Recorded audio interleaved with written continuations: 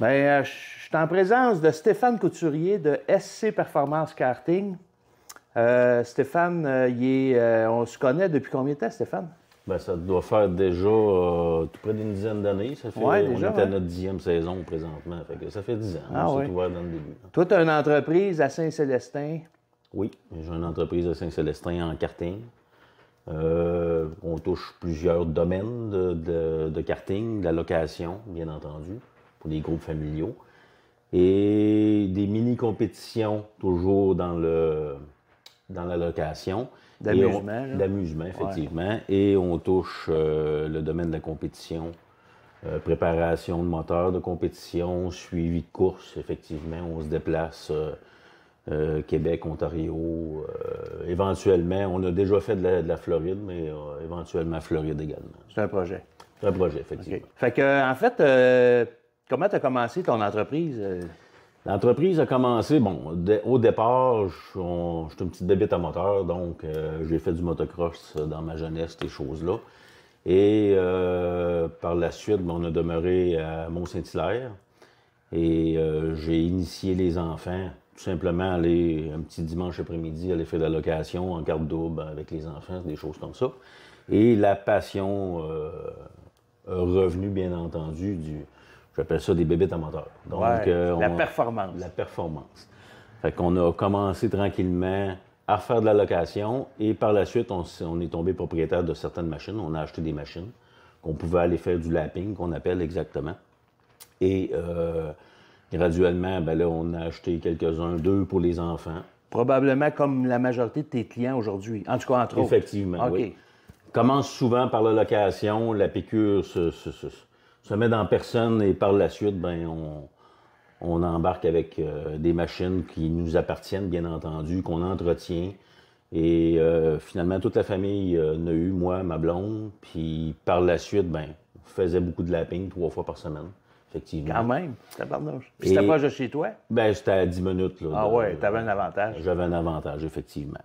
Et par la suite, la passion a continué. Donc, on a upgradé de machines. À même titre que motocross, tu commences à faire du lapping, puis par la suite, tu upgrades ta machine pour aller en compétition. Ah ouais, t'es meilleur, puis là, tu veux te surpasser. Et c'est de même que la passion a continué. Et ça fait... Mais toi, t'étais dans quel domaine avant? Quand t'étais à amusement, là, tu faisais ton karting, tu travaillais dans quoi? Moi, j'étais dans le bois d'œuvre. Ah! J'ai commencé dans des... Là, t'étais pas dans le représentant, me semble? J'étais directeur des ventes pour une compagnie de l'Ouest OK. dans le bois d'œuvre. Donc... ça n'a aucun rapport. Ça n'a aucun rapport. À un moment donné, j'ai arrêté justement ce domaine-là et j'ai poursuivi ma passion. Là, on faisait du développement de moteurs, des choses comme ça. Je faisais déjà de la préparation pour d'autres équipes. Et on a évolué il nous manquait une piste. Justement. Mais ça veut dire que tu as des bonnes connaissances dans la mécanique?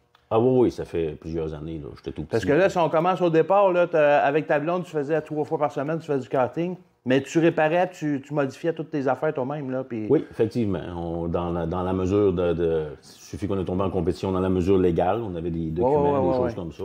Et on a poursuivi cette... Oui, OK.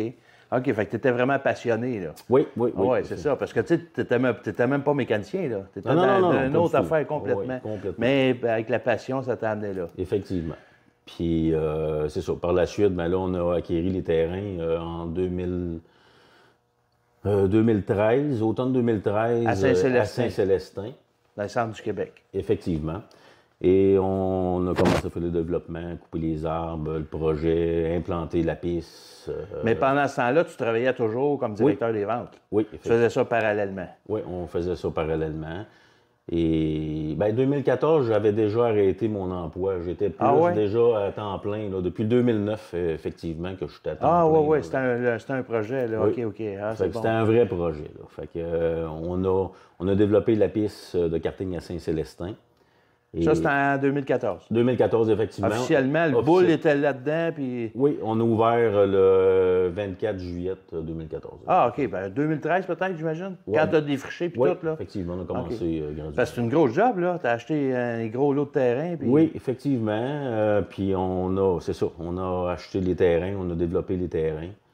Et graduellement, bien entendu, ben là, on a additionné le showroom. On est concessionnaire à même titre qu'un concessionnaire de motoneige ou des choses ouais, comme OK, ça, ouais. ou de moto. Et Puis, je pourrais dire, excuse, je te coupe, là, mais stratégiquement, tu avais pensé au spot, là, parce que là, tu es proche de l'autoroute, les gens peuvent te voir. Je sais pas s'ils te voient aujourd'hui, là. oui, ils me voient aujourd'hui. L'endroit idéal, il y en a qui disaient que, bon, Saint-Célestin, pourquoi? J'avais déjà de la clientèle de Québec, j'avais déjà de la clientèle de Montréal, j'ai déjà de la clientèle d'un peu partout. Donc, être centré, c'était bien entendu un bon move là, pour l'entreprise.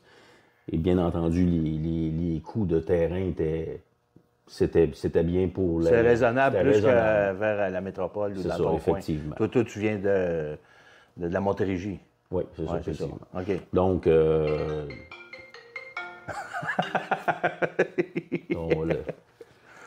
Donc, effectivement, c'est ça. Fait qu'on a développé le projet de karting, puis graduellement, on a additionné des choses. On a fait, je vous dirais, 2 ans après, le projet... 2016. Oui, le projet de paintball aussi.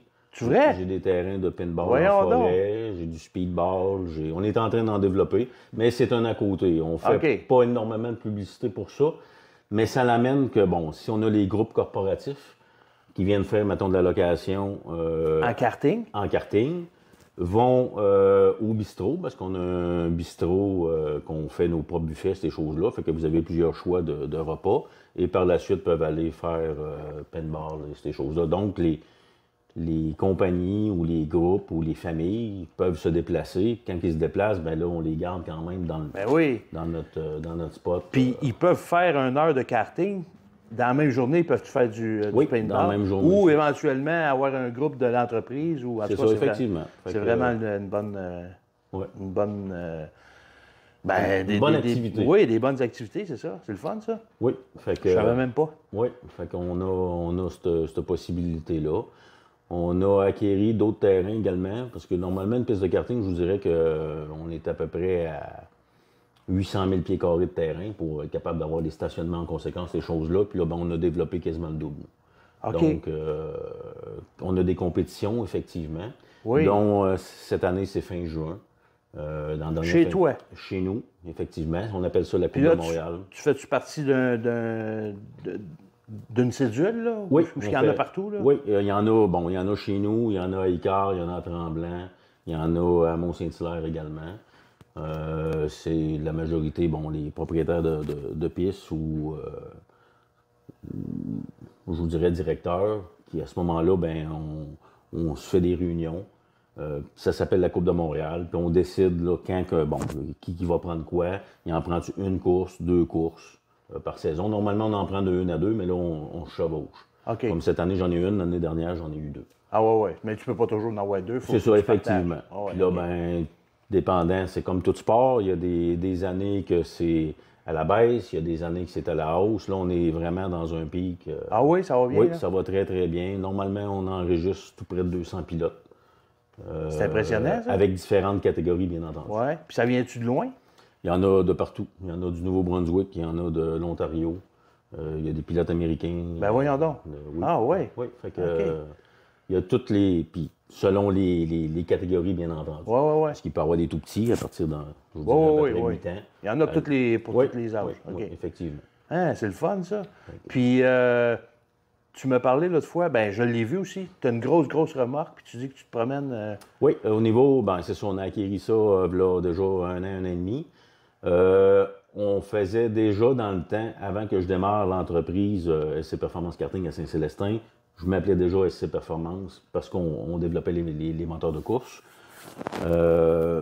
On faisait des suivis de course, effectivement, mais à plus petite échelle. Là, on y va, on retourne aux courses, bien entendu.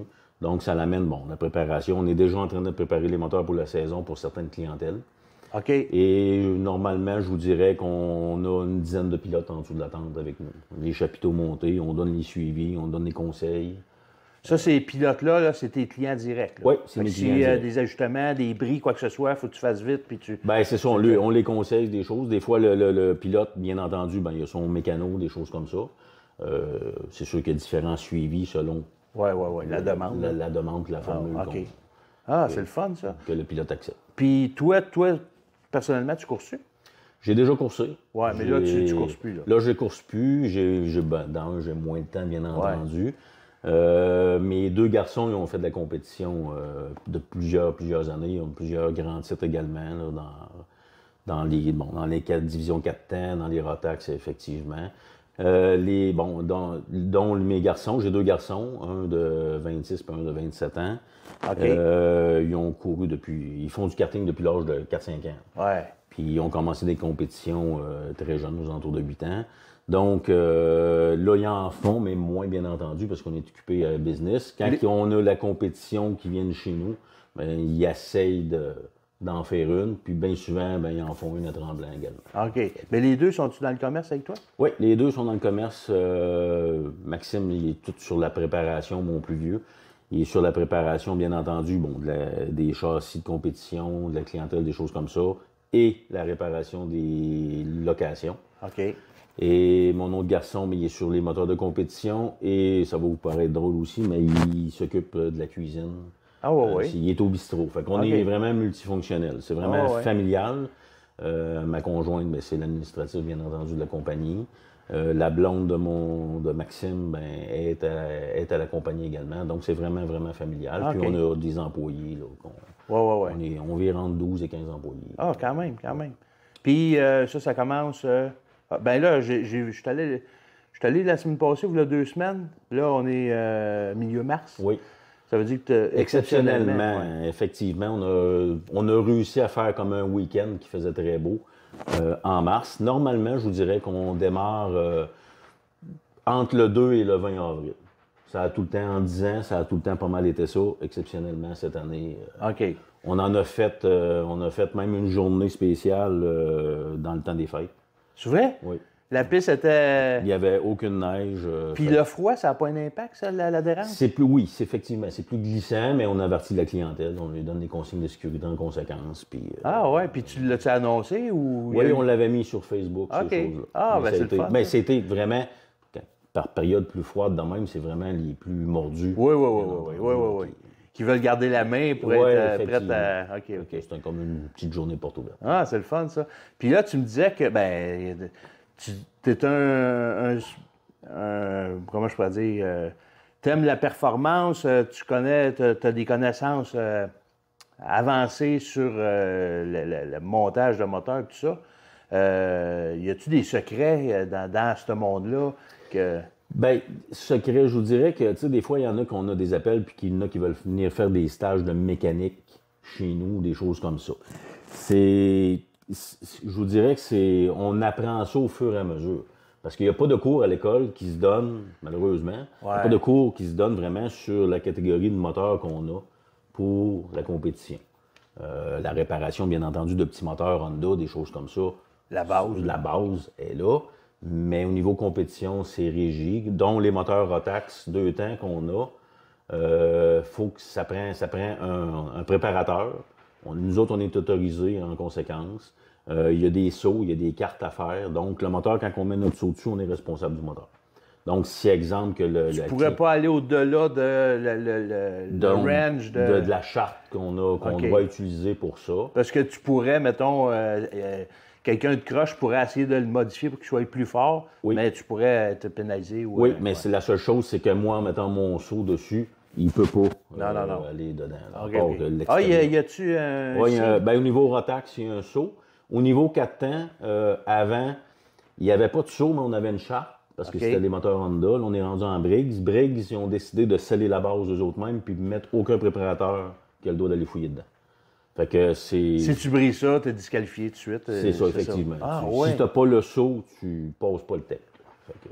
Tu as des ajustements de carbu. Ça, tu peux faire. Le minimum de base. Puis la grosseur du muffler, tu peux-tu jouer avec ça? Non, c'est tout régie. Ah, ça aussi? Ça, tout est régie. Fait que c'est standard sur tous les coureurs? Oui, dont Rotax, c'est toute la pièce Rotax, bien entendu. OK. On ne peut pas prendre une pièce Jobber ou des choses comme ça. Parce que ça t'avantagerait, là. Tu sais. Ah oui, effectivement. Ah Il y a ouais, plusieurs recettes qui pourraient être faites, mais Ouais, OK. il faut que se mette ça le plus égal, puis que Ouais. ce soit avec les pilotes qui aillent sur la piste pour Ouais. compétitionner. OK.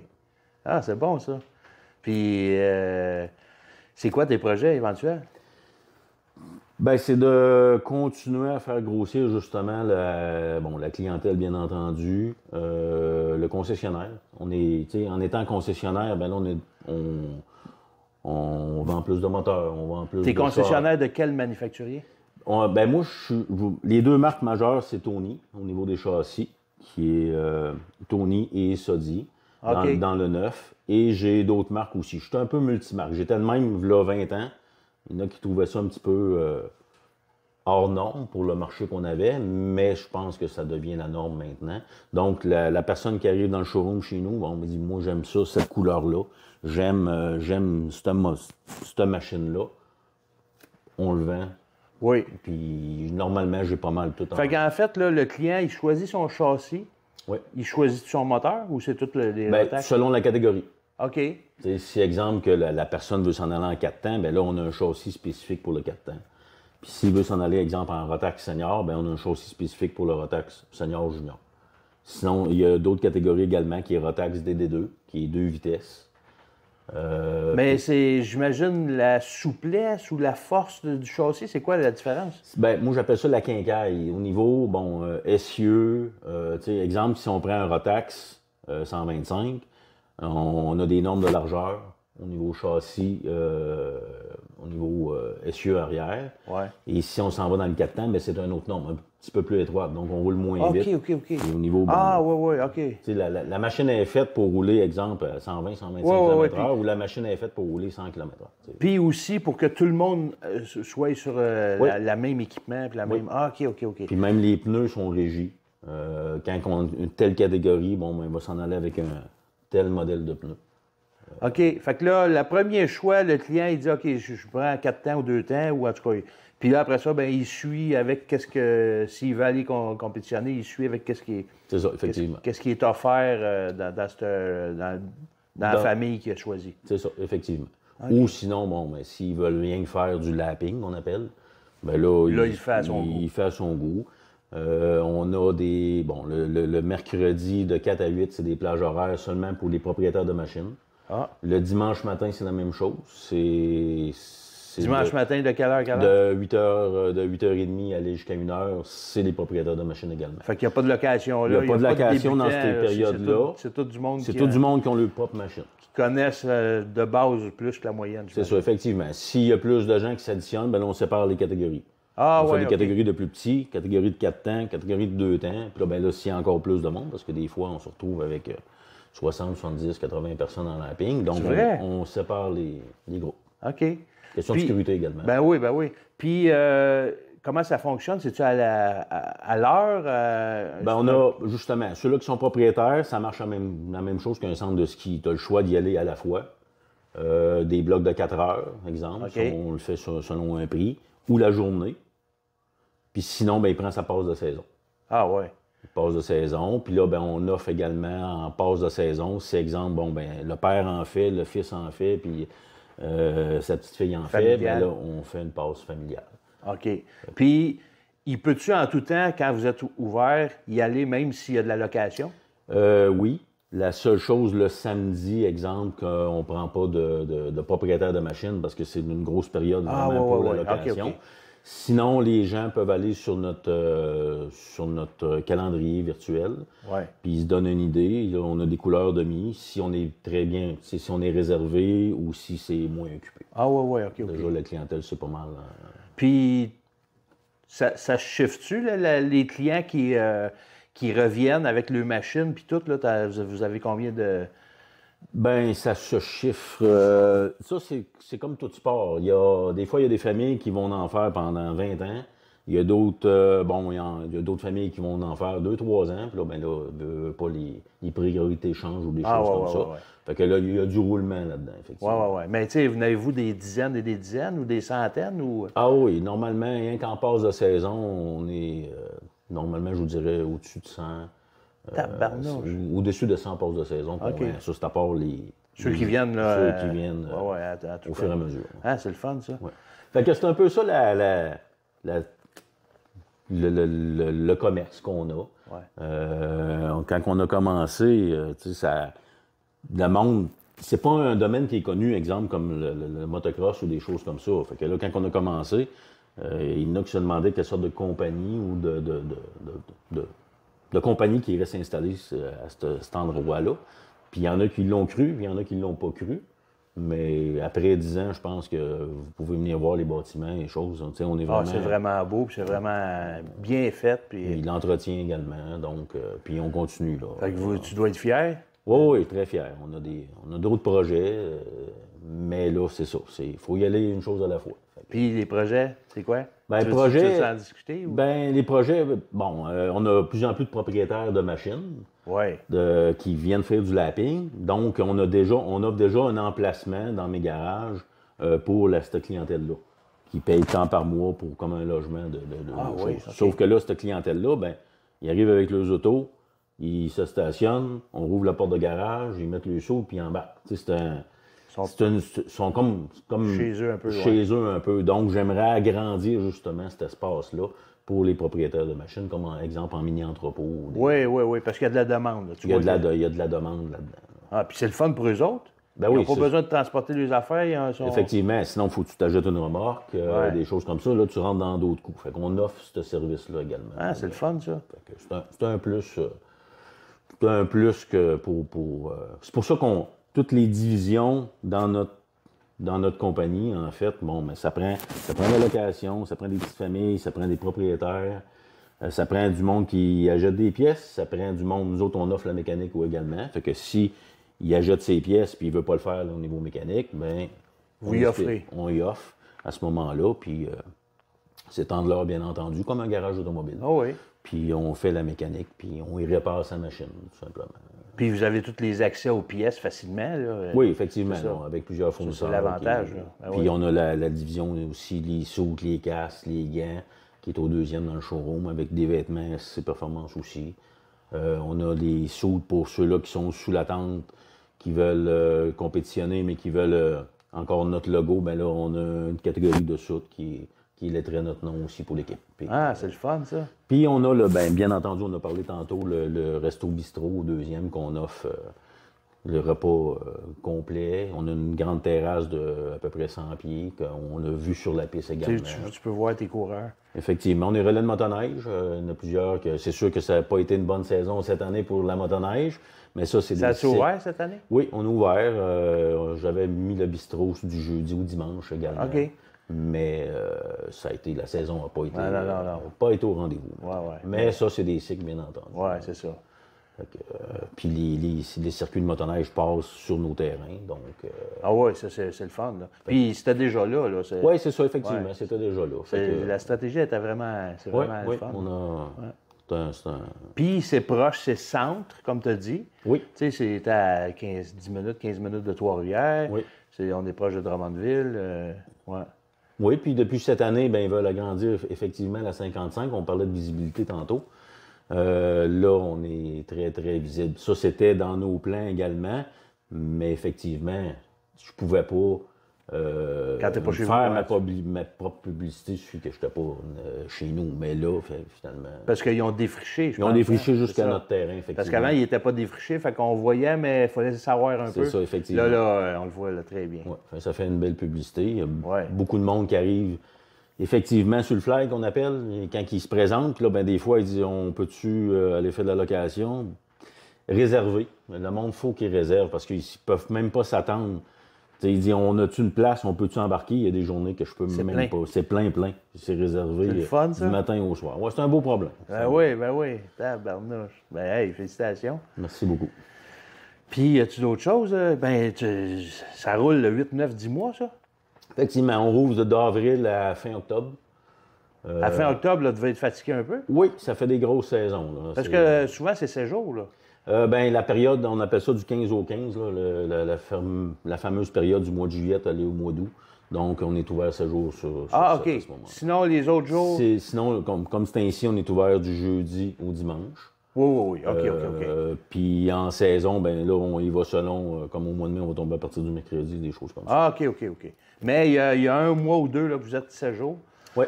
Puis là, en novembre, là, allez-vous dans le sud, quelque chose? Oui, ben là, on prend des petites vacances en famille. Ouais. On en profite, bien entendu. On a des bons employés aussi. Il y en a certains qui, bon, effectivement, sont 1 an ou 2 là, mais on en a depuis plusieurs années. Des fiables, là. Des fiables, effectivement, qui sont bons. Et on les récompense, on les emmène.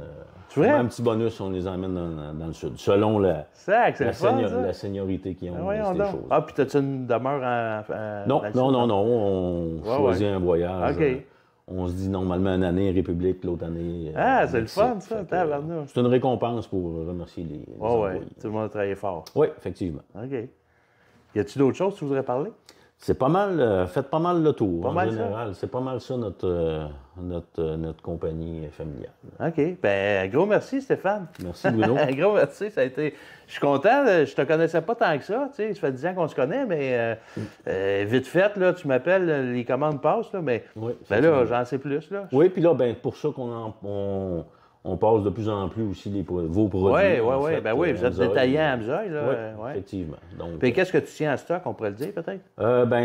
l'huile 2 temps, bien entendu. Oui, la Dominator. La Dominator 2 temps. On a celle... Tu as de la British Strassen? Oui, celle-là aussi, pour la division quand on compétitionne. On a la ATF, l'huile de transmission automatique, justement pour les gearbox, ces choses-là. OK. Ça, c'est pas un secret, mais... Pas un secret, mais c'est mettons, c'est de la marque à essayer. OK. Et on a effectivement, les huiles 520 dans l'huile 4 temps. Oui. On a la Dominator 520. La 520. On a la 1030. On a, en général, on ajoute des graisses aussi parce que là, on a de l'équipement plus lourd pour les terrains puis ces choses-là. Ouais, donc, la graisse, on utilise, on utilise vos produits. OK, c'est bon. Merci, Stéphane. Plaisir.